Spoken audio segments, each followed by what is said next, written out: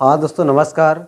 एक बार फिर से आप सभी लोगों का आपके अपने प्यारे चहेते YouTube channel Physics with Concept पर दिल खोल करके हार्दिक स्वागत और अभिनंदन है। तो दोस्तों आज की शानदार ज़बरदस्त धुआंधार क्लास में हम सभी लोग बहुत ही महत्वपूर्ण डेरिवेशन को देखने वाले हैं और ऐसे डेरिवेशन दोस्तों आपके एग्जाम में आने वाले हैं। इस बार कान खोल के सुन लो भैया, इस बार ये डेरिवेशन जो बताने जा रहे हैं उसमें से एक ना एक डेरिवेशन आपके एग्जाम में छपने जा रहा है। तो जितना भी डेरिवेशन आज की क्लास में बताने जा रहे हैं चैप्टर नंबर 2 के प्रावैद्युत तथा संधारित्र, ये जो चैप्टर है आपका, उस चैप्टर के जो वेरी मोस्ट इम्पॉर्टेंट डेरिवेशन है उसको दोस्तों हम लोग कवर करने जा रहे हैं। तो निकाल लीजिए कॉपी ओपन, और जितना भी डेरिवेशन दोस्तों पिछले 3 क्लास में कराया गया है, आज ये मोस्ट इम्पॉर्टेंट डेरिवेशन का क्लास नंबर 4 है। यानी चैप्टर 2 का ये मतलब दूसरा डेरिवेशन, और चैप्टर 1 का 2 वीडियो, चैप्टर 2 का ये दूसरा वीडियो हो जाएगा। यानी ओवरऑल आपको चौथा वीडियो है। ये 4 वीडियो में जितने भी आपको इम्पॉर्टेंट डेरिवेशन दोस्तों बताए गए हैं उतना तो आपको हर हाल में करना ही करना है।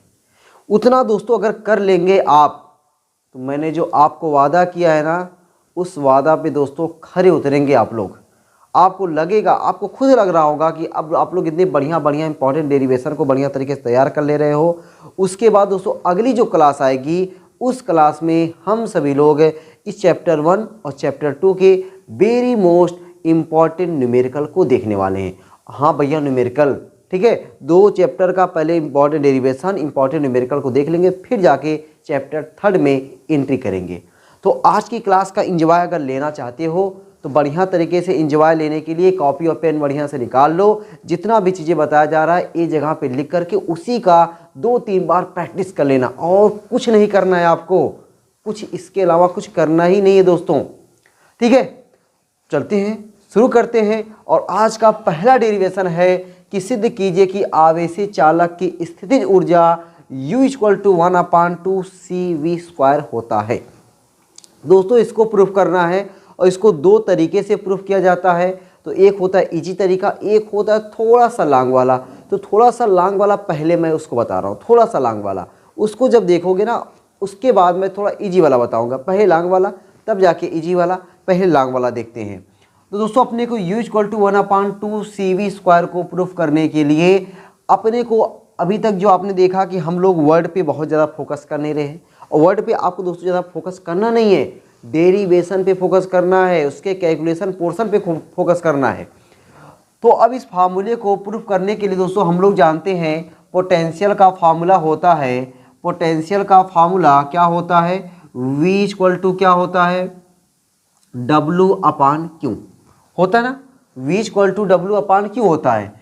तो जब हम लोग छोटा सा वर्क करेंगे तो वहाँ पे हो जाएगा dW, छोटा सा चार्ज हो जाएगा वहाँ पे हो जाएगा dQ। तो यहाँ से अगर दोस्तों हम लोग dW = लिखेंगे तो क्या हो जाएगा? VdQ। तो हम लोग डायरेक्टली ये लाइन यहाँ पे मैं लिखता हूँ, सेंस हम लोग जानते हैं या विद्युत विभव की परिभाषा से, वैद्युत विभव की परिभाषा से दोस्तों अपने को वैद्युत विभव की परिभाषा से क्या पता है? वैद्युत विभव की परिभाषा से, वैद्युत विभव की परिभाषा से हम लोग क्या जानते हैं कि V = होता है, V = होता है W/Q। लेकिन यहाँ पे हम लोग क्या लिखेंगे? V = dW/dQ, मतलब छोटा सा चार्ज को लाने में छोटा सा उपकार है, ठीक है। तो यहाँ से dW = क्या हो जाएगा? dW = हो जाएगा V × dQ, ठीक। और दोस्तों इस संधारित्र वाले चैप्टर में एक बहुत ही प्यारा, बहुत ही खूबसूरत एक फार्मूला है। वह फार्मूला होता है दोस्तों सेंस Q = CV। Q = क्या होता है? CV। तो यहाँ से V चाहिए अपने को, तो यहाँ से दोस्तों V = हो जाएगा, V = हो जाएगा Q/C। अपने को इस V की जगह पर हम लोग क्या लिख सकते हैं? Q/C लिख सकते हैं। तो यही वैल्यू यहाँ पर रखते हैं। तो dW = V के प्लेस पर Q/C × dQ, ठीक ना। मतलब दोस्तों अपने को छोटा सा कार्य मिल गया है, अब क्या चाहिए अपने को, ज़्यादा कार्य चाहिए। जब भी दोस्तों अपने को छोटा कार्य मिल जाए और ज़्यादा कार्य चाहिए, हमेशा इंटीग्रेशन करते हैं। क्या करते हैं, समाकलन करते हैं, इंटीग्रेशन करते हैं। और जब ज़्यादा कार्य मिला रहे, कम चाहिए तो डिफरेंशिएशन, और ज़्यादा चाहिए तो इंटीग्रेशन, ज़्यादा चाहिए इंटीग्रेशन, कम चाहिए डिफरेंशिएशन। तो अपने को तो कम वाला मिल गया, ज़्यादा चाहिए, ज़्यादा चाहने के लिए क्या करेंगे, इंटीग्रेशन। तो दोनों पक्षों का समाकलन करने पर, दोनों पक्षों का दोस्तों यहाँ पे दोनों पक्षों का क्या करेंगे, समाकलन करेंगे। दोनों पक्षों का समाकलन करने पर, जब यहाँ पे दोनों पक्षों का हम लोग समाकलन करेंगे तो डी डब्ल्यू का समाकलन देखो ऐसे, डी डब्ल्यू समाकलन, डी डब्ल्यू समाकलन क्यू अपान सी इंटू डी क्यू। अब दोस्तों यहाँ पे लिमिट लगाएंगे, तो लिमिट उसका लगता है जिसके साथ डी लगा होता है। तो यहाँ पे डी किसके साथ लगा है, क्यू के साथ लगा है, क्यू का लिमिट लगाएंगे। तो पहले हमने कोई चार्ज नहीं दिया, जब कोई चार्ज नहीं दिया कौनो वर्क नहीं हुआ। जब हम क्यू चार्ज दे दिए तो वर्क क्या हो गया, डब्ल्यू हो गया। ध्यान से वाली लिमिट समझना, जब हमने कोई चार्ज नहीं दिया है चालक को, जब चालक को कोई हमने चार्ज दिया ही नहीं है, तो चालक के द्वारा जो मतलब कार्य किया जाएगा वो क्या है, जीरो। जब क्यू का चार्ज दे दिया तो वर्क क्या हो गया, डब्ल्यू हो गया।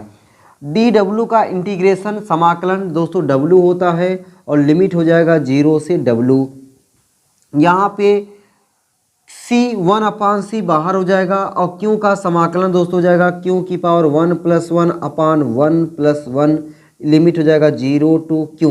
दोस्तों ये फार्मूला होता है, आपको याद होगा, समाकलन x की पावर n dx equal to x की पावर n + 1 अपान n + 1।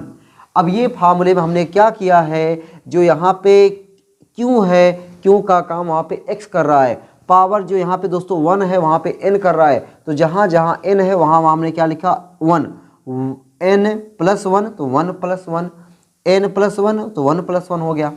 तो w अपर लिमिट माइनस लोअर लिमिट, तो w - 0 इक्वल टू यहाँ पे दोस्तों 1/2, ये हो जाएगा q² 2 और लिमिट हो जाएगा 0 से q। w - 0 w equal to 1/2 को बाहर कर लिया 2c और ये हो जाएगा q² - 0 का square, upper limit minus lower limit, w equal to 1/2c q²। और दोस्तों किसी भी चालक है, किसी भी चालक को आवेशित करने के लिए, जैसे मान लो दोस्तों ये चालक है, अगर इस चालक को आवेशित करने के लिए हम कुछ न कुछ कार्य करेंगे, क्या करेंगे, कुछ न कुछ कार्य करेंगे।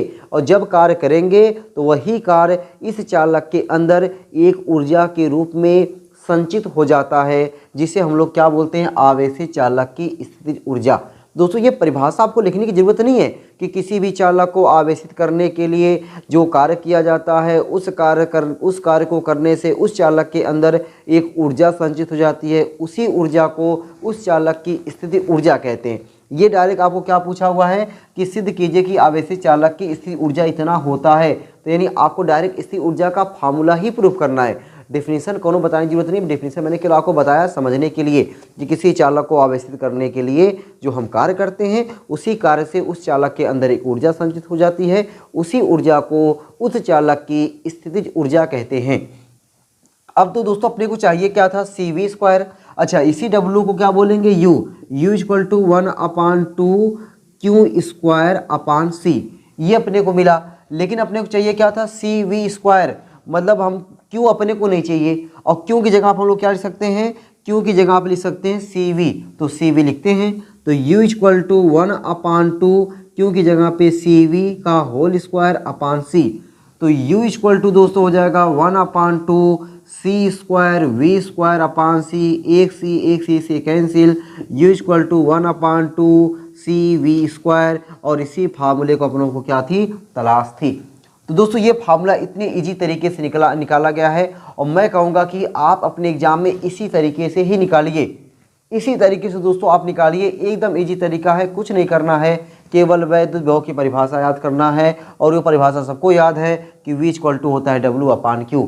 तो यहाँ से v इक्वल टू हमने क्या लिखा, डी डब्ल्यू अपान डी क्यू लिखा। तो डी डब्ल्यू इक्वल टू क्या हो गया, वी डी क्यू, और v की जगह पे क्यू अपान सी हो गया। बस रख करके हमने समाकलन कर दिया और दोस्तों कुछ नहीं किया।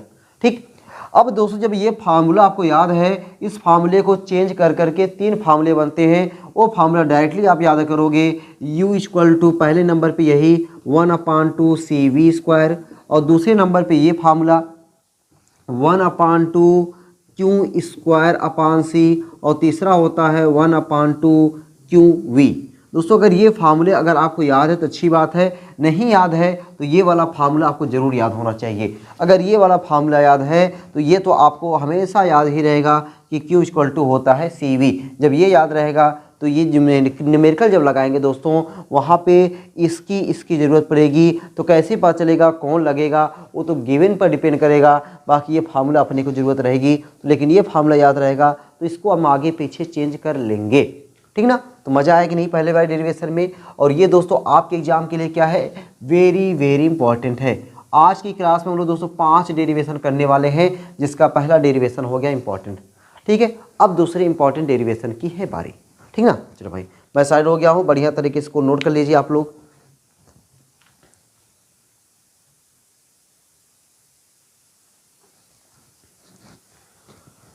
दोस्तों आज की क्लास का ये सेकेंड डेरिवेशन, और ये दोस्तों डेरिवेशन जो अभी डेरिवेशन कराया उससे दोस्तों कम नहीं है, इसको उससे कम एकदम आंकना नहीं है। मतलब वो तैयार करना है तो इसको भी आपको बढ़िया तरीके से तैयार ही करना है। अब देखो क्वेश्चन कैसे पूछा गया है, और यही चीज़ें दोस्तों आपको अलग अलग लैंग्वेज में पूछा गया। अभी मैं पढ़ दे रहा हूँ कैसे कैसे पूछा गया है। फिलहाल यहाँ पे क्या है कि संधारित्र की धारिता की परिभाषा लिखिए, समांतर प्लेट संधारित्र की धारिता का व्यंजक प्राप्त कीजिए, इसकी धारिता कैसे बढ़ाई जा सकती है। हूबहू दोस्तों यही क्वेश्चंस आपके एग्जाम में कई बार रिपीट किया गया है, कई बार रिपीट हुआ है।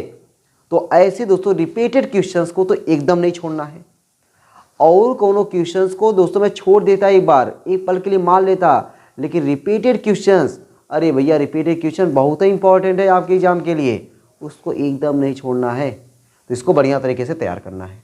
ठीक है, अब ये करना क्या है, इसमें कैसे आप शुरुआत करोगे। सबसे नंबर 1 पे कि संधारित्र की धारिता की परिभाषा लिखिए। सबसे नंबर 1 पे दोस्तों आपको संधारित्र 1 नंबर में पूछ लेता है संधारित्र क्या है। सुन लो संधारित्र, बाकी जब 1 नंबर का कराएंगे वहां पे आ ही जाएगा। संधारित्र एक ऐसी युक्ति है, एक ऐसी मशीन है, एक ऐसी डिवाइस है, एक ऐसी साधन है, कुछ भी बोलो तो संधारित्र एक ऐसी युक्ति बोल दो। संधारित्र एक ऐसी युक्ति है जो किसी चालक के आकार को बिना बदले धारिता के मान को बढ़ा देती है। ठीक ना, तो संधारित्र परिभाषा समझ में आ गया कि संधारित्र एक ऐसी युक्ति है जो किसी चालक के आकार को बिना बदले धारिता के मान को क्या करती है, बढ़ा देती है। तो ये संधारित्र हो गया। अब आया है संधारित्र की धारिता की परिभाषा लिखना है। आपको संधारित्र का नहीं लिखना था, संधारित्र की धारिता की परिभाषा लिखना है। दोस्तों संधारित्र की धारिता की परिभाषा को याद रखने के लिए एक पहले यहाँ पे फार्मूला है। वो फार्मूला क्या है कि दोस्तों किसी भी चालक को हम जितना ज़्यादा आवेश देते हैं, ध्यान सुनना मेरे भैया, किसी भी चालक को जितना ज़्यादा आवेश देते हैं उसके विभव में उतना ही ज़्यादा वृद्धि होती है। जितना ज़्यादा आवेश उतना ज़्यादा विभव, जितना ज़्यादा आवेश उतना ज़्यादा विभव। तो किसी चालक को जितना ज़्यादा आवेश देंगे उसके विभव में क्या होगा, उतना ही वृद्धि होगा। अब दोस्तों प्रोपोर्शनल साइन को जब भी रिमूव करते हैं क्या लेकर आते हैं, कांस्टेंट। और यहाँ पे कांस्टेंट क्या आएगा, सी, और इसी सी को क्या बोलते हैं, चालक की धारिता। क्या बोलते हैं, चालक की धारिता। तो दोस्तों यहाँ से Q इक्वल टू CV, और इससे पहले वाली डेरिवेशन में आया था Q इक्वल टू CV। तो मैंने बोला था ना कि ये जो Q इक्वल टू CV है ना, इसको आप भूल नहीं पाओगे। चाहोगे भूलना लेकिन भूल नहीं पाओगे। बढ़िया फार्मूला है ये, हर जगह काम आने वाला है, हर डेरिवेशन में इसका कुछ ना कुछ इंपॉर्टेंस है, भूलना नहीं है भैया मेरे। Q इक्वल टू CV अपने को बताना क्या है, धारिता की परिभाषा। तो यहाँ दोस्तों धारिता C इक्वल टू क्या हो जाएगा, Q upon V। C C equal to क्या हो जाएगा Q अपान V। अब बताओ इतने लाइन में कौनों लाइन में आप याद मत करो, केवल इतना जानो कि किसी चालक को जितना ज़्यादा आवेश देंगे उसके विभव में उतना वृद्धि होता है। जब ये लाइन याद रहेगा टप पक्क से ये लाइन आ जाएगी और गप से ये लाइन आ जाएगी।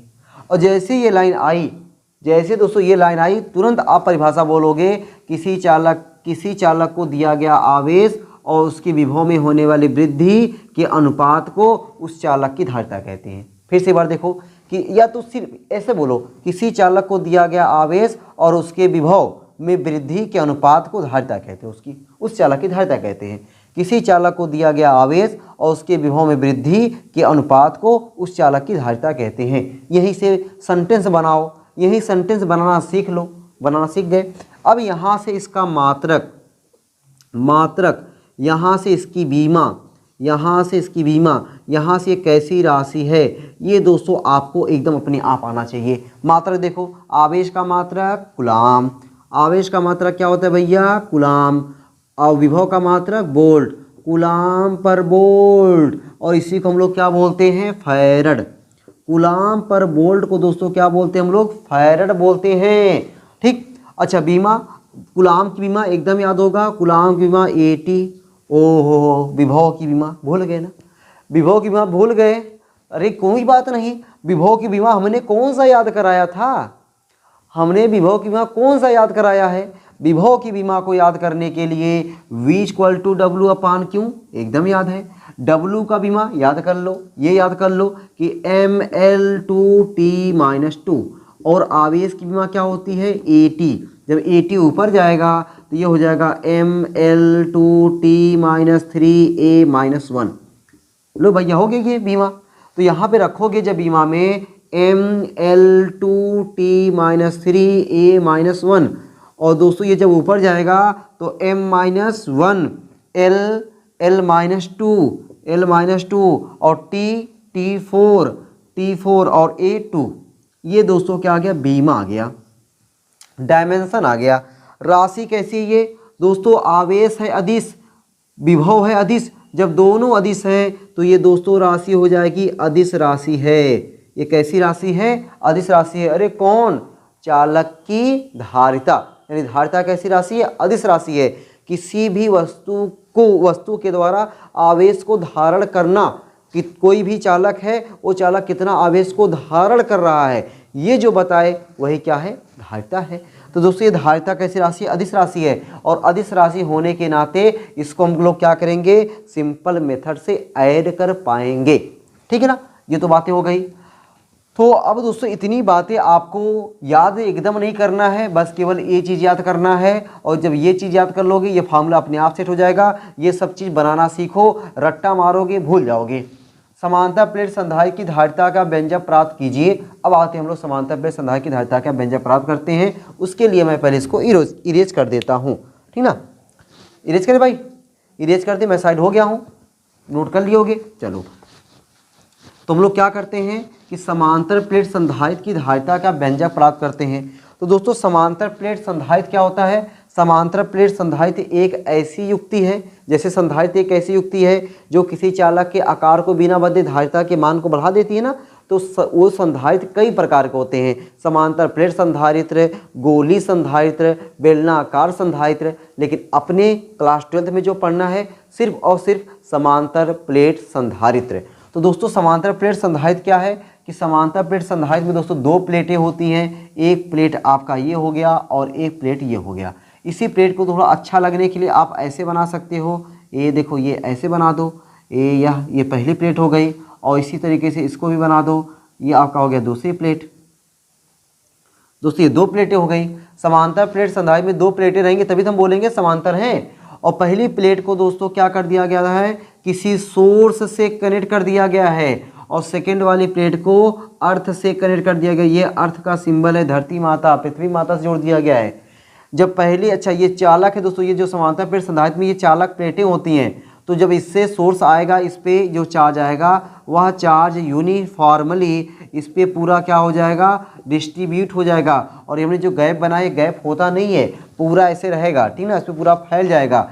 अब इस पे प्लस आया है तो प्रेरण के कारण इस पे कौन सा आ जाएगा माइनस चार्ज आ जाएगा। और यही माइनस चार्ज क्या हो जाएगा, पूरा फैल जाएगा।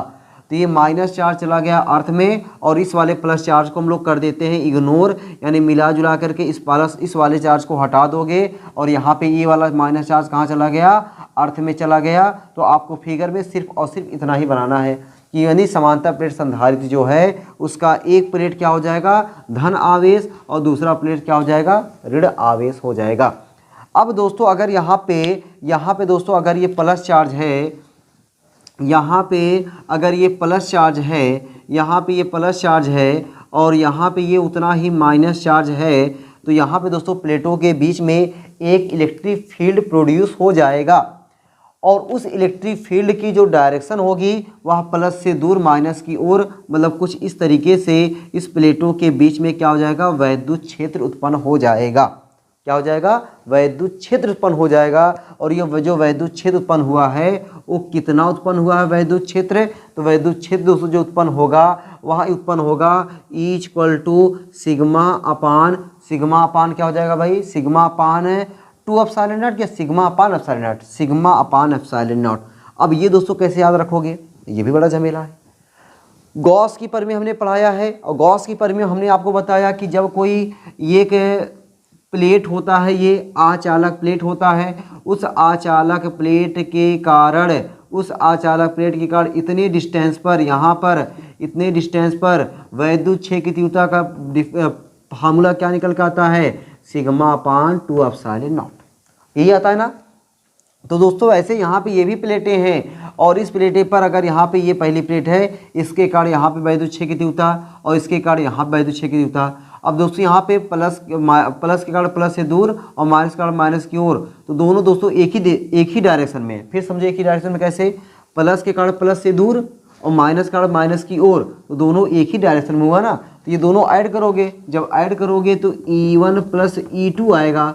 E1 की value sigma upon 2 epsilon not, E2 की value sigma upon 2 epsilon not, इसको जोड़ दोगे सिग्मा अपान एप्सिलॉन नॉट आया है और वही हमने लिखा है, ठीक ना। तो ये हमने कभी गॉस की परिमेय कराया है, वहाँ से तो हमने ये छापा है, कभी गॉस की परिमेय कराया है और वहाँ से हमने छापा है। इसीलिए मैंने बोला था गॉस की परिमेय में ये आपका वेरी इंपॉर्टेंट है, ये आपका क्या है, वेरी इंपॉर्टेंट है। तो यहाँ भी काम आ गया। अब दोस्तों इसमें इस सिग्मा को क्या बोलते हैं, पृष्ठीय आवेश घनत्व।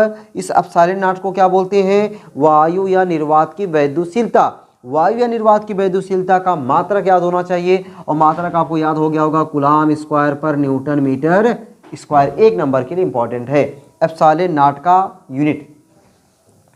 सिग्मा दोस्तों हमने 3 चीज बताया था आपको, कभी लैम्डा होता है और एक सिग्मा होता है और एक रो होता है। लैम्डा = होता है Q/L, सिग्मा = होता है Q/A और रो = होता है Q/V। तो यहाँ पे हम लोग सिग्मा है, सिग्मा की जगह पे क्या लिखेंगे, Q/A, जहाँ पे Q क्या है, इस चालक प्लेट का आवेश और A क्या है, इस चालक प्लेट का एरिया, और दोनों का एरिया क्या होता है, सेम होता है दोस्तों, सेम होता है। तो E = हो जाएगा यहाँ पे सिग्मा की जगह पे Q/A एप्सिलॉन नॉट, ठीक ना। क्या आ गया, E आ गया। अब दोस्तों E से हम लोग क्या निकालेंगे, V निकालेंगे। अब कैसे आपके माइंड में आएगा कि V निकालना है, कैसे आपके माइंड में आएगा, आपको क्या निकालना है दोस्तों, समांतर प्लेट संधारित्र की धारिता निकालना है। और अभी आपने ताज़ा फार्मूला पढ़ा, धारिता का फार्मूला होता है C = Q/V। क्या होता है, Q/V। Q तो पता है, इस चालक पर आवेश कितना है Q, लेकिन V अपने को नहीं पता है और V अब निकालना है। हमने E निकाल लिया, E के बाद क्या निकालेंगे, कुछ नहीं भैया, खाली V निकालना है। E के बाद दोस्तों केवल अपने को V निकालना है। अब देखो V कैसे निकालते हैं, V को निकालने के लिए दोस्तों हम लोगों ने एक फार्मूला पढ़ा हुआ है। वो फार्मूला हमने कभी पढ़ा हुआ था, क्या पढ़ा हुआ था, E = ΔV/ΔX। और इसी को हमने बोला था कि वैद्युत क्षेत्र की तीव्रता और विभव प्रवणता में संबंध, relation between electric field and potential gradient. और इलेक्ट्रिक फील्ड में दोस्तों इसका यूनिट आपको 2 यूनिट मैंने बताया है। एक पहला मैंने बताया न्यूटन पर कूलाम। ये बार बार क्यों मैं रिवीजन कर रहा हूँ, क्योंकि मेरा सपना है कि आपको मैं 60+ दिला के रहूँ। दोस्तों अपना टारगेट है 60+ का, इसीलिए मैं एक वीडियो में और एक लेक्चर में, यानी एक टॉपिक में बहुत सारे टॉपिक के जितने भी इम्पोर्टेंट चीज़ें होती हैं बार बार रिवीजन करवाता हूँ कि भैया कब तक भूलोगे, कब तक भूलोगे, एक ना एक दिन आपको तो याद आ ही जाएगा। और बताओ ई का यूनिट कितनी बार बता रहा हूँ, भूल पाओगे क्या? कभी नहीं भूल पाओगे। तो ई का मैं 2 यूनिट बताया, दोनों इंपॉर्टेंट है, पहला न्यूटन पर कूलम और दूसरा क्या, वोल्ट पर मीटर, वोल्ट पर मीटर। ई का जो डायरेक्शन होता है, प्लस चार्ज है तो प्लस से दूर, माइनस चार्ज है तो माइनस की ओर। ई में एक इंपॉर्टेंट फार्मूला था, वह था E=Q/R²। इसको हम लोग बोलते थे बिंदु आवेश के कारण वैद्युत क्षेत्र की तीव्रता। बाकी दोस्तों इसको हम लोग क्या बोलेंगे, विभव प्रवणता। विभव प्रवणता क्या है, वैद्युत क्षेत्र की दिशा में आगे जाने पर दूरी के साथ विभव में परिवर्तन को क्या बोलते हैं, विभव प्रवणता बोलते हैं। विभव प्रवणता का दोस्तों मात्रक क्या होता है, वही वोल्ट पर मीटर, वोल्ट पर मीटर या न्यूटन पर कूलम। विभव प्रवणता कैसी राशि है, ये 1 नंबर की इंपॉर्टेंट है। तो विभव प्रवणता कैसी राशि है, तो दोस्तों वो सदिश राशि है, और सदिश राशि है तो इसमें दिशा होगा, और दिशा किधर होता है, किधर होता है, वैद्युत क्षेत्र की दिशा की ओर, ठीक ना। चलो तो ये फार्मूला होता है। अब ये फार्मूला अगर हम लोग यहाँ पे लगाएंगे तो प्लेटों के बीच का डिस्टेंस क्या मान लेंगे, d है, और प्लेटों के बीच में जो विभवांतर है वो v है, तो v डेल्टा v काम करेगा v, और डेल्टा s का काम करेगा d, तो E= हो जाएगा v/d। तो हम लोग लिख सकते हैं सेंस है E=v/d। तो दिस इम्प्लाइज दैट हम कह सकते हैं कि v क्या हो जाएगा, E/d, और अपने को E की वैल्यू हमने निकाल लिया हुआ है, तो v हो जाएगा E की जगह पे Q/A∈0 v मिल गया। अब दोस्तों जैसे ही v मिला, और v के बाद अपने को क्या चाहिए, v के बाद अपने को क्या चाहिए, अपने को दोस्तों चाहिए क्या, c चाहिए। और हमने अभी पढ़ा ताज़ा ताज़ा कि c होता है Q/v। बस v की वैल्यू ला के यहाँ पे रख दो। v की वैल्यू जब रखेंगे तो c Q और v के प्लेस पर Q/A∈0 Q से कैंसिल, c A∈0/d, C=A∈0/d। जहाँ पे c क्या है, c को बोलेंगे चालक की वैद्युत धारिता, a को क्या बोलेंगे, प्लेटों का क्षेत्रफल, एप्सिलॉन क्या है, वायु या निर्वात की वैद्युशीलता, और d क्या है, प्लेटों के बीच की दूरी। आगे क्वेश्चन में कह रहा था कि इसकी धारिता कैसे बढ़ाई जा सकती है, बताओ c कैसे बढ़ेगा। अगर दोस्तों d को अगर हम लोग कम कर दें, d हम लोग क्या कम कर दें, प्लेटों के बीच की दूरी कम हो जाए, तो c क्या हो जाएगा, बढ़ जाएगा। एरिया को बढ़ा दिया जाए, एरिया को बढ़ा देंगे तो c क्या हो जाएगा, बढ़ जाएगा। क्या बात है यार, क्या बात है। अगर दोस्तों तीसरा एप्सिलॉन, अब अगर दोस्तों प्लेटों के बीच में अगर ये वायु है तभी तो एप्सिलॉन लगा है। एप्सिलॉन को क्या बोलते हैं, वायु या निर्वात की वैद्युशीलता। अगर प्लेटों के बीच में कोई परावैद्युत माध्यम रख दिया जाएगा तो ये फार्मूला क्या बन जाएगा, C=KA∈0/d। यानी प्लेटों के बीच में कोई परावैद्युत पदार्थ रख देंगे तो वहाँ पे K आ जाएगा, और उस K की वैल्यू जितना ज़्यादा रहेगा C की वैल्यू उतना ज़्यादा होगा। तो कहने का मतलब दोस्तों यहाँ पे कह रहा था कि इसकी धारिता कैसे बढ़ाई जा सकती है, तो इसकी धारिता इन 3 तरीकों से बढ़ाई जा सकती है। प्लेटों के बीच की दूरी कम कर दीजिए, धारिता बढ़ जाएगी। प्लेटों का क्षेत्रफल बढ़ा दीजिए, धारिता बढ़ जाएगी। प्लेटों के बीच में कोई परावैद्युत पदार्थ रख दीजिए, तब भी क्या होगा, धारिता बढ़ जाएगा। तो इन तीनों तरीकों से किसी भी समांतर प्लेट संधारित्र की धारिता को हम बढ़ा सकते हैं, ठीक ना। तो ये रहा। तो दोस्तों ये बहुत ही इंपॉर्टेंट है, भले से आपको छोटा सा लग रहा है, जब पूरा वर्ड बना करके ये फिगर बना करके लिखोगे ना तो आपका ये 1 पेज के ऊपर जाएगा। अब देखो अगर वर्ड बनाना चाहते हो तो क्या लिखोगे कि यहाँ पे ये तो किसके लिए कोई वर्ड मत लिखो कि प्लेटों के बीच में उत्पन्न वैद्युत क्षेत्र या वैद्युत क्षेत्र की तीव्रता, ये लाइन लिखोगे। जब ये लाइन लिखोगे तो सिंस जो हमने यहाँ पे लिखा Q आप इसको एक लाइन नीचे और क्या लिख सकते थे, सिग्मा Q/A। इसको समीकरण बना दो कि सिग्मा की वैल्यू समीकरण 1 में रखने पर तो ये आ जाएगा। प्लेटों के बीच उत्पन्न वैद्युत क्षेत्र या धारिता की लाइन लिखो जिससे मैंने लिखा हुआ है, फिर ई का मान समीकरण इसमें रखने पर ऐसे से करके लिखोगे तो आपका बढ़िया हो जाएगा। ये आपको भले से 4 लाइन दिख रहा है, उस 4 लाइन को आपको 10 लाइन बनाने आता तो है, ठीक है। चलो भाई, बस बढ़िया तरीके जब समझ जाओगे दोस्तों, और इसको आप जैसे लिखाया गया वैसे आप नोट कर लो, या अपने भाषा में कुछ जो है चेंज करके लिख लो, आपका लिए ये बढ़िया तरीके से तैयार हो जाएगा। तो दो बढ़िया बढ़िया क्वेश्चन हो गए ना इस टॉपिक, मतलब वैद्युत विभव तथा संधारित्र चैप्टर के 2 टॉपिक हो गए, ठीक ना। इधर के अभी और एक क्वेश्चन मैं लेने वाला हूँ, ठीक है। तो तब मैं साइड हो गया हूँ, उसको नोट कर लीजिए आप लोग।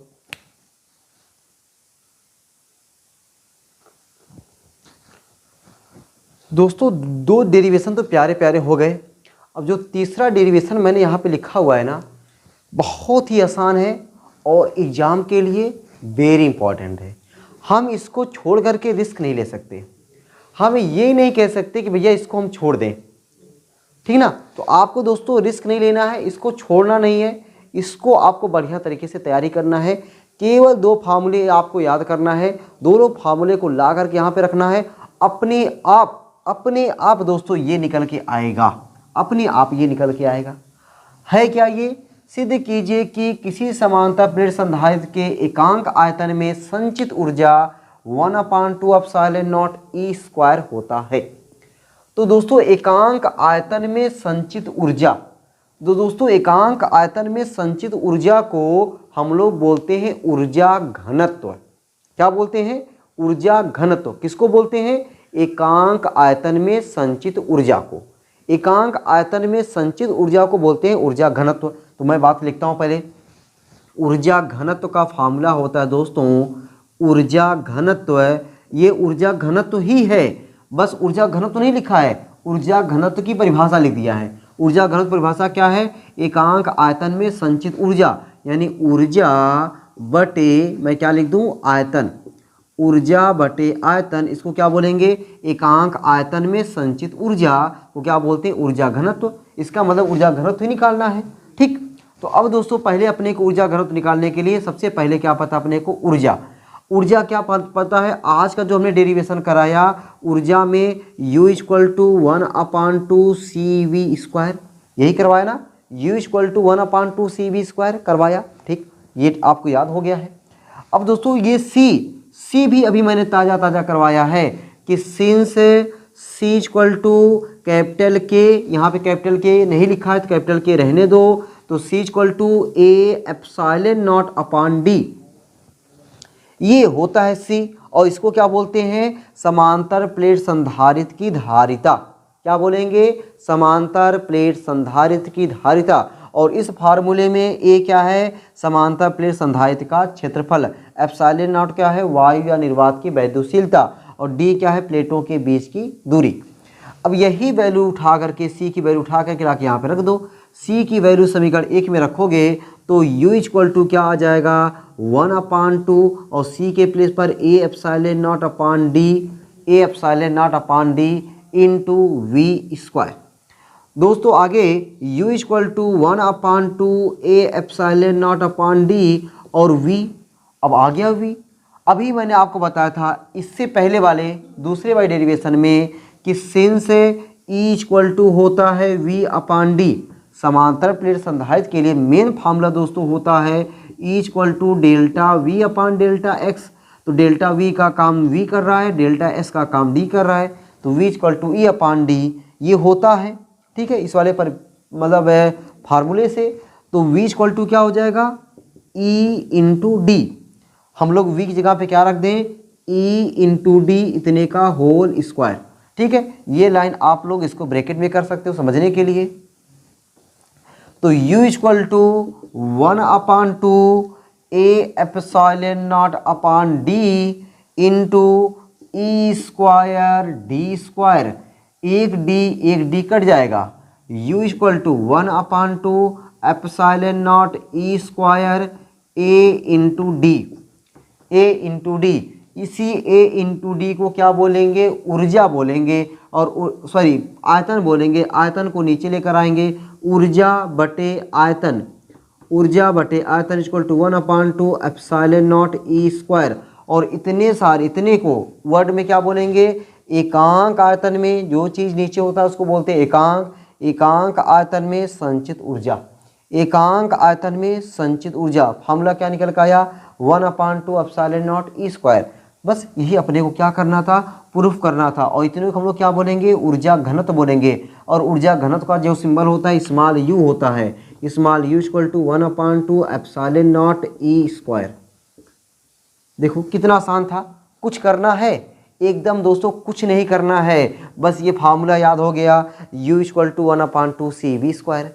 इस फार्मूले को क्या बोलते हैं, आवेशित चालक की संचित स्थितिज ऊर्जा। बाकी C equal to A epsilon naught upon d याद है, बस C की वैल्यू ले जाके यहाँ पे रख दो और V की जगह पे E इंटू डी रख दो, मुस्कुराते हुए सॉल्व कर दो, अपने आप निकल के आ जाएगा कि ऊर्जा घनत्व यानी ऊर्जा बटे आयतन equal to 1/2 epsilon naught E square. ठीक है ना।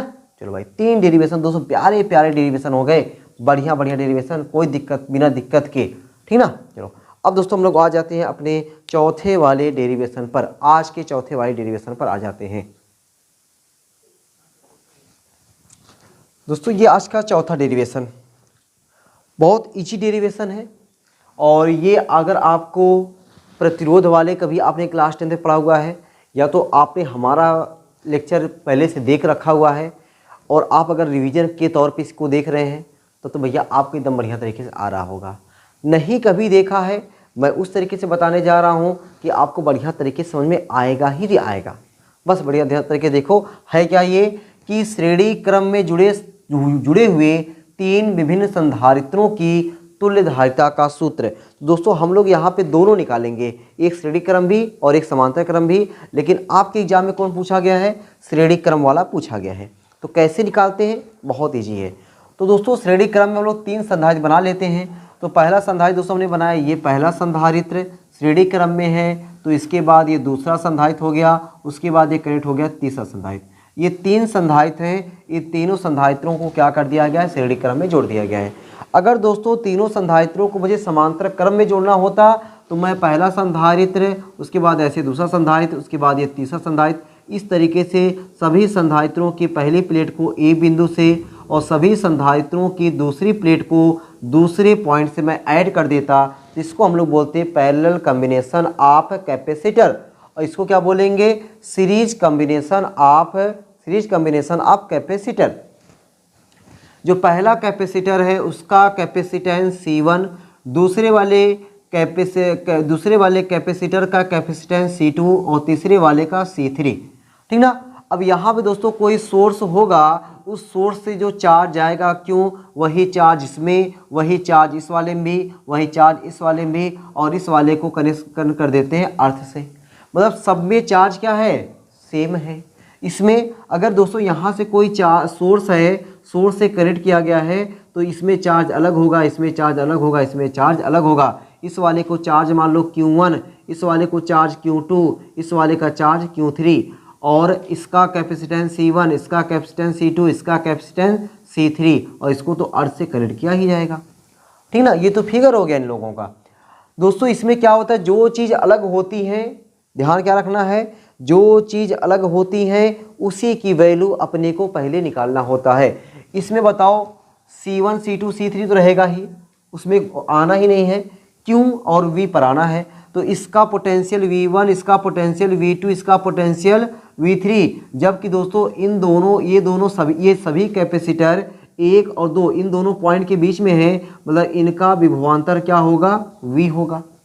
क्या होगा, V होगा। तो मतलब यहाँ पे आवेश निकालना है और यहाँ पे विभवांतर निकालना है। जो अलग होता है उसी को निकालते हैं। तो यहाँ विभवांतर निकालना है, विभवांतर V1 इक्वल टू क्या हो जाएगा, अभी आपने पढ़ा कि Q इक्वल टू होता है CV, होता है ना, Q इक्वल टू CV, तो V इक्वल टू क्या हो जाएगा, Q अपान C, तो V1 equal to Q upon C1, V2 equal to Q upon C2, V3 equal to Q upon C3। विभवांतर भैया कैसी राशि है, अदिश राशि है, डायरेक्टली ऐड कर सकते हो। तो कुल विभवांतर मान लो V है, V equal to V1 plus V2 plus V3, तो V इक्वल टू V1 की value Q upon C1, V2 की value Q upon C2, V3 की वैल्यू Q अपान C3। सब में बताओ भाई क्या कॉमन है, Q कॉमन है, और V की जगह पे क्या लिख सकते हो, Q अपान C, तो Q upon C equal to Q common ले लो, 1/C1 plus 1/C2 plus 1/C3। ये देखो क्यों क्यों बर्बाद हो गया, और जो तुम्हें आंसर चाहिए था वो आंसर तुम्हारे सामने हाजिर हो गया। बताओ इससे इजी और कोई तरीका है? बिना वर्ड लिखे फिगर बना दो, वर्ड मत लिखो तब भी चलेगा मेरे दोस्तों। कोई ज़रूरत नहीं है कि माना फलाना ढिकाना वगैरह वगैरह लिखने का, ठीक ना। माना फलाना ढिकाना कुछ मत लिखो, बस सिर्फ ऐसे आप कर दो तब भी आपको पूरा पूरा नंबर मिलेगा, ठीक है। लेकिन लिख दोगे तो अच्छा लगेगा, बाकी कोई ज़रूरत नहीं है कि, ठीक है। अच्छा, इसको अगर निकालना होता, इसमें क्या अलग अलग है, क्यों अलग है, तो Q1 इक्वल टू क्या हो जाएगा C1V, Q2 इक्वल टू क्या हो जाएगा C2V, Q3 इक्वल टू क्या हो जाएगा C3V। बताओ आवेश कैसी राशि है? अदिश राशि है, डायरेक्टली ऐड कर लो। तो कुल आवेश क्यों है, तो Q equal to Q1 plus Q2 plus Q3। Q1 की वैल्यू रखो C1V, Q2 की वैल्यू C2V, Q3 की वैल्यू C3V। तीनों में बताओ क्या कॉमन है, तो बोलोगे sir V, C1 plus C2 plus C3, और Q की जगह पे CV, VV छटक गया। अगर VV छटक गया क्या मिला, C equal to C1 plus C2 plus C3। दोस्तों प्रतिरोधों वाला पढ़े होगे ना, प्रतिरोधों का संयोजन, उसमें जब समांतर क्रम लेते हैं तब ये वाला फार्मूला आता है, और श्रेणी क्रम लेते हैं तो ये फार्मूला आता है। इसका मतलब है कि जो C वाला है वो R वाले से उल्टा है, C वाला R वाले से उल्टा है।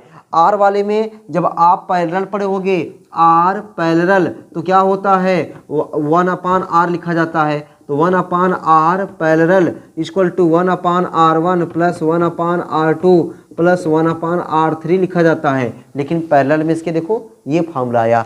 और सीरीज में दोस्तों आप पढ़े होगे, सीरीज में R इक्वल टू, सीरीज में पढ़े होगे R equal to R1 plus R2 plus R3, ऐसे पढ़े होगे। लेकिन यहाँ पे देख लो उल्टा आया है।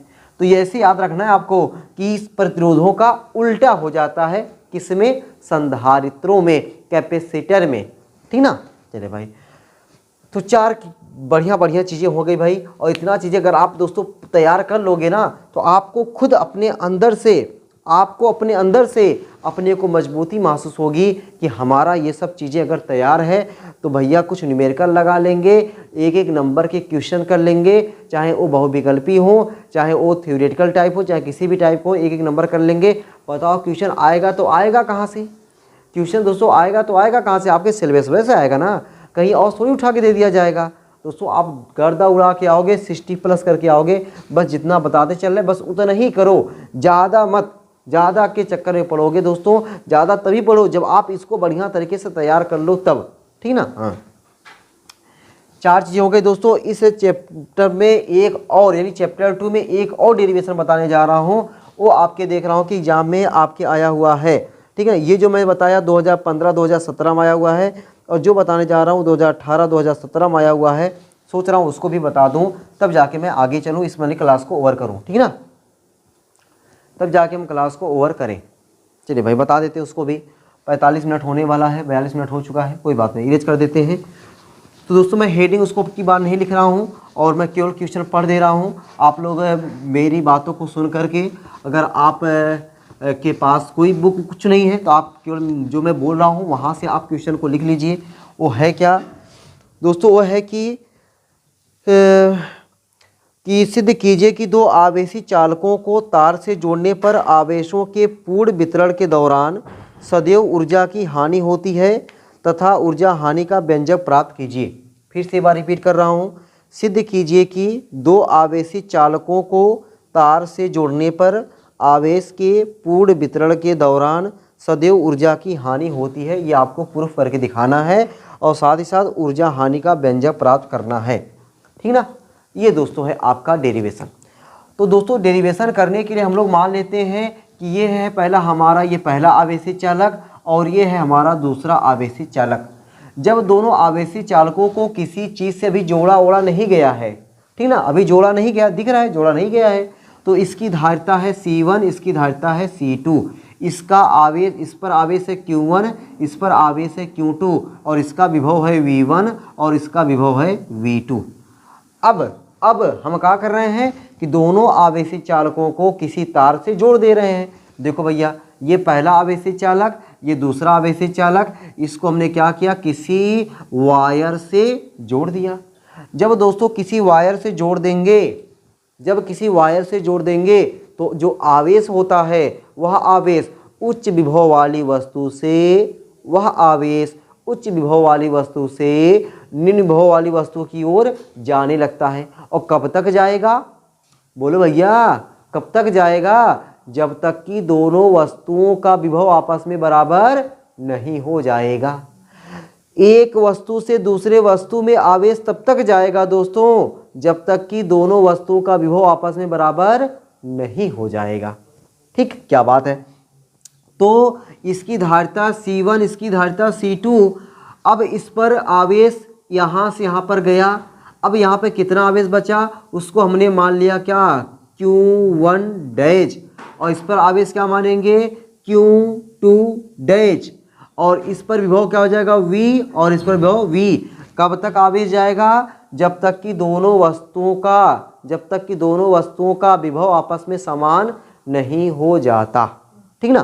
चलिए अब दोस्तों हम लोग क्या करेंगे, आवेश संरक्षण का सिद्धांत लगाएंगे। आवेश संरक्षण का सिद्धांत, जैसे ऊर्जा संरक्षण का सिद्धांत, द्रव्यमान संरक्षण का सिद्धांत, संवेग संरक्षण का सिद्धांत, उसी तरीके से होता है क्या, आवेश संरक्षण का सिद्धांत। अब आवेश संरक्षण का सिद्धांत क्या होगा कि जोड़ने से पहले का आवेश इक्वल टू जोड़ने के बाद का आवेश, यानी दोनों चालकों को तार से जो जोड़ा गया है, जोड़ने से पहले का आवेश बराबर होगा तार से जोड़ने के बाद का आवेश। तो मैं इसको शॉर्टकट में लिखता हूं कि जोड़ने से पहले का आवेश, ठीक है, पहले तो मुझे क्या लिखना चाहिए, आवेश संरक्षण के सिद्धांत से। आवेश भैया इसमें तीनों में से ना तो संधारित्र संरक्षण होता है, ना तो विभव संरक्षण होता है, होता कौन है, आवेश संरक्षण होता है। तो आवेश संरक्षण का सिद्धांत लगाएंगे। तो आवेश संरक्षण के सिद्धांत से, आवेश संरक्षण के सिद्धांत से, आवेश संरक्षण के सिद्धांत से। अब आवेश संरक्षण का सिद्धांत क्या कहता है कि जोड़ने से पहले का आवेश, जोड़ने से पहले का आवेश, जोड़ने से पहले का आवेश, आवेश वह दोस्तों इक्वल है जोड़ने के बाद का आवेश, जोड़ने के बाद का आवेश, जोड़ने के बाद का आवेश। तो दोस्तों जोड़ने से पहले का आवेश क्या है, Q1 और Q2। तो यहाँ पे क्या लिखूँ मैं, Q1 प्लस Q2। जोड़ने के बाद का आवेश क्या है, Q1 dash plus Q2 dash. Q1 की जगह पे Q का फार्मूला होता है Q equal to CV, Q equal to CV। तो Q1 जगह पे C1V1, Q2 की जगह पे C2V2 equal to Q1 dash C1V, C1V plus C2V।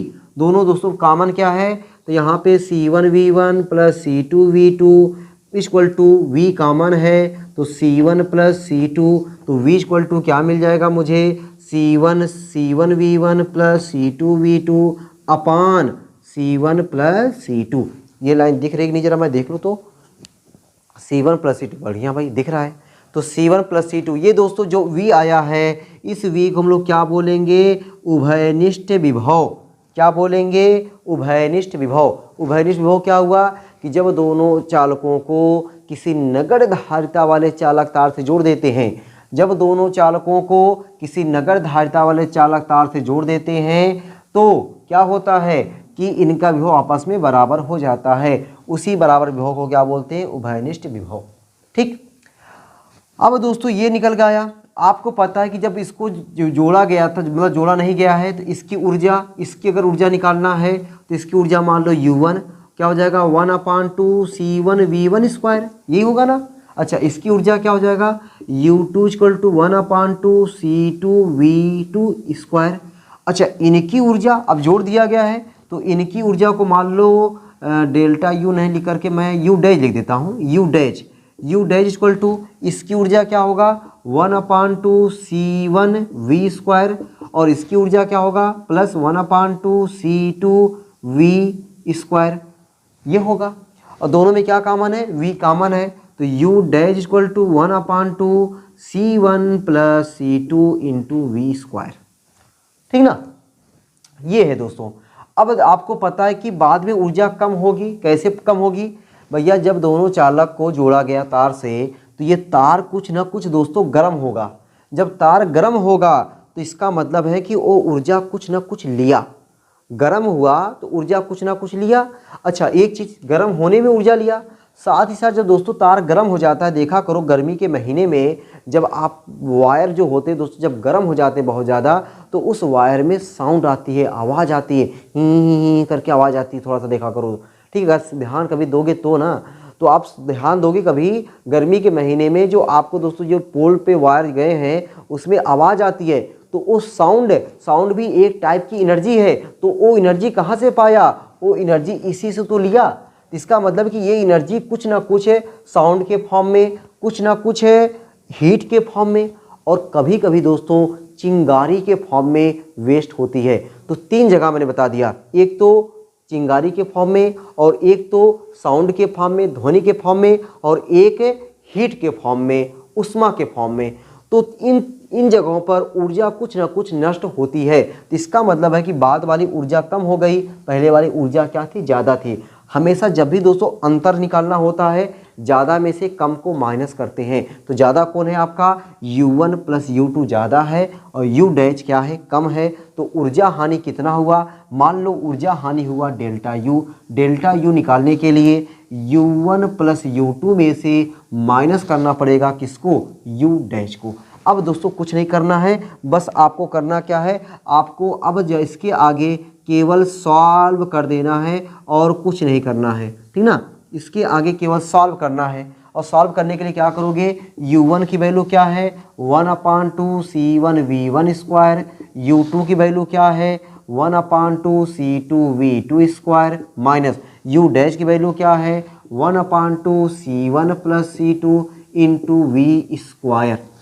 अब कुछ नहीं करना, बस कॉमन लेते जाओ, वैल्यू रखते जाओ, सॉल्व करते जाओ, अपने आप फार्मूला निकल के आएगा।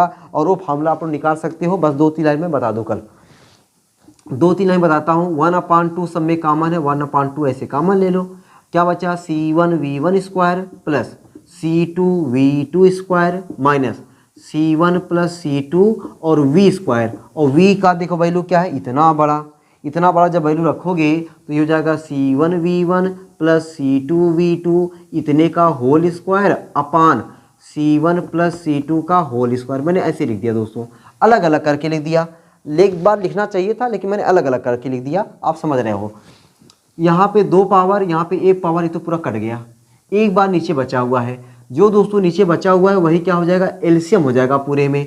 और एलसीएम में जो बटा होगा, बट्टे को मैं बाहर लिख दे रहा हूँ। जब बट्टे को मैं बाहर लिखूंगा तो 1/2 और ये बटा वाला जो बाहर आएगा C1 प्लस C2 ऐसे। अब ये C1 प्लस C2 इसमें भी मल्टीप्लाई होगा, C1 प्लस C2 इसमें भी मल्टीप्लाई होगा, और यहाँ पे तो A प्लस B का होल स्क्वायर लग जाएगा। जब इसमें मल्टीप्लाई करोगे तो ये हो जाएगा C1 square V1 square plus, अब C2 का मल्टीप्लाई करोगे तो C1 C2 V1 स्क्वायर। इस पे आ जाओ, इसमें दोनों का मल्टीप्लाई करो तो C1 C2 V2 square plus C2 का करोगे तो C2 square V2 square. Very good. बाहर माइनस है दोस्तों, अंदर में सब माइनस जाएंगे, यानी A square plus B square plus 2AB होगा। तो ये बाहर माइनस होने की वजह से सब माइनस, तो minus C1 square V1 square minus C2 square V2 square minus 2C1 C2 V1 V2। ये हो गया। अब देखो कितने लोग बर्बाद हो रहे हैं, ये देखो ये बर्बाद हो गया, इधर ये भी बर्बाद हो गया। अब जो बचा है केवल उस पर ध्यान दो, जो बचा हुआ है दोस्तों उस पर ध्यान दोगे आप तो क्या मिलेगा? C1 C2 यहाँ भी, C1 C2 यहाँ भी, और C1 C2 यहाँ भी। जो बचा हुआ है केवल उसमें देखोगे तो आपको मिलेगा C1 C2 कॉमन, तो ले लो C1 C2 कॉमन। तो C1 C2 upon 2 C1 plus C2 बचा क्या? अब ब्रैकेट में यहाँ बचा V1 स्क्वायर, आगे क्या बचा? प्लस V2 स्क्वायर, आगे क्या बचा? माइनस 2 C1 C2 ये बचा दोस्तों, sorry V1 V2। C1 C2 हमने तो कॉमन ले लिया है, V1 V2। तो दोस्तों डेल्टा U यानी ऊर्जा में हानि, delta U equal to C1 C2 upon 2 C1 plus C2 V1 minus V2 का होल स्क्वायर। दोस्तों ये प्यारा सा फार्मूला निकल के आया है। ये प्यारा सा फार्मूला आपके एग्जाम के लिए तो डेरिवेशन में इंपॉर्टेंट तो हो ही गया, बाकी इस पर जो न्यूमेरिकल बनते हैं वो भी दोस्तों आपके एग्जाम के लिए वेरी इंपॉर्टेंट है, ठीक ना। तो थोड़ा मैंने यहाँ पे कैलकुलेशन को हल्का सा शॉर्ट किया हुआ है, आप बढ़िया से इसको देख लेना। मैंने क्या किया यहाँ पे कि ये चीज़ मैंने डायरेक्ट स्क्वायर लिखा, जब एक दो पावर था, एक पावर था कट गया, एक पावर नीचे बचा, वो पूरे में एलसीएम का काम करेगा, बटा एलसीएम ना लगा करके मैंने एलसीएम यहाँ बाहर कर लिया। अब यही जो आएगा C1 प्लस C2 इसमें भी मल्टीप्लाई होगा, C1 प्लस C2 इसमें भी मल्टीप्लाई होगा, बाकी यहाँ पे A प्लस B का होल स्क्वायर है। और ये बाहर माइनस होने की वजह से अंदर वाले सब माइनस जाएंगे। देखो ये भी माइनस, ये भी माइनस, ये भी माइनस, और कुछ मैंने सॉर्ट नहीं किया है, ठीक है। तो आज की क्लास में दोस्तों हमने टोटल 5 डेरिवेशन देख लिए, और इससे पहले वाली क्लास में शायद हमने 4 या 3 या 4 डेरिवेशन देखा हुआ है। तो टोटल चैप्टर 2 में हमने 9 इंपॉर्टेंट डेरिवेशन देखा है। ये दोस्तों अभी स्टार्टिंग के जो चैप्टर हैं इसमें आपको बढ़िया डेरिवेशन है, तो इसमें आप किसी को ज़्यादा कम ज़्यादा नहीं कर सकते। अगर मान चलो कि ये जो 9 डेरिवेशन मैंने चूज किया हुआ है, मैंने सोचा था 6-7, लेकिन मुझे लगा कि अगर मैं इसको रिस्क लूँ, छोड़ दूँ, कहे तो भैया इंपॉर्टेंट नहीं है, और वही इंपॉर्टेंट वही आ गया एग्जाम में, तो आप मुझे ना कमेंट में गाली भरोगे, गाली। तो दोस्तों हम देखें कि जिससे देखें ये सब क्वेश्चंस को कि ये सब एग्जाम में मतलब कभी ना कभी करके पूछे गए हैं। दोस्तों जो एग्जाम में पूछा हुआ चीज़ है उसको तो भैया आप रिस्क मत लो, जो एग्जाम में चीज़ें पूछी गई हैं उस पर आप रिस्क एकदम मत लो। बाकी जो नहीं पूछी गई हैं उस पर हमने रिस्क लिया हुआ है, और उसको हमने उसको रिस्क लेके छोड़ा हुआ है। बाकी जितनी भी दोस्तों एग्जाम में आई हुई चीज़ें हैं उतना हमने 9 इंपॉर्टेंट डेरिवेशन कराया है, और 9 इंपॉर्टेंट डेरिवेशन जब कर लोगे तो चैप्टर 2 जो है वो खुद लगेगा दोस्तों आपको कि एकदम बढ़िया ठीक ठाक हो गया है। बस अब करना क्या है कि जो आपको इम्पॉर्टेंट न्यूमेरिकल की क्लास आएगी वो इम्पॉर्टेंट न्यूमेरिकल की क्लास चैप्टर 1 और चैप्टर 2 दोनों को मिला करके चाहे 2 या 3 वीडियो आपको न्यूमेरिकल की मिलने वाली है। उस तीनों न्यूमेरिकल की वीडियो को बढ़िया तरीके से देख करके तैयार कर लीजिए, तो आपका चैप्टर 1 और चैप्टर 2 बढ़िया तरीके से तैयार हो जाएगा। टोटल 14 चैप्टर है, 2 चैप्टर आपका इसी मतलब ये आपका मंथ है दिसंबर बीत रहा है, और 4-5 जनवरी तक आपका 2 चैप्टर बढ़िया तरीके से तैयार हो जाएगा। उधर स्पीड थोड़ा तेज़ हो जाएगी, थोड़ा वीडियो अगर आप लोग देखेंगे कि हम देखेंगे कि आपका रुझान बढ़िया है, आप बढ़िया तरीके से वीडियो की रिकमेंड कर रहे हो, आप चाह रहे हो कि हाँ रेगुलर टाइम पर वीडियो आए, तो दोस्तों हम वीडियो को थोड़ा लंबी करेंगे और वीडियो को रेगुलर कर देंगे, ताकि आपका टाइम पे कवर हो जाए और बढ़िया तरीके से रिवीजन भी हो जाए, ताकि आप जो सोचे हो इस बार कि फिजिक्स में 60+ ला के दिखाना है वो आप ला के दिखाइए, ठीक है। हमारा पूरा सहयोग रहेगा, बस केवल आप बढ़िया से पढ़ करके 60+ स्कोर करने के लिए तैयार रहिए, ठीक है। तो आज की क्लास यहीं तक, फिर मिलते हैं आपको अगली क्लास में। आप लोग ऐसे ही हंसते रहिए, मुस्कुराते रहिए, पढ़ाई लिखाई को शानदार धुआंधार ज़बरदस्त तरीके से करते रहिए। चलिए मिलते हैं फिर आपको अगली क्लास में, तब तक के लिए सबको बाय बाय, राधे राधे।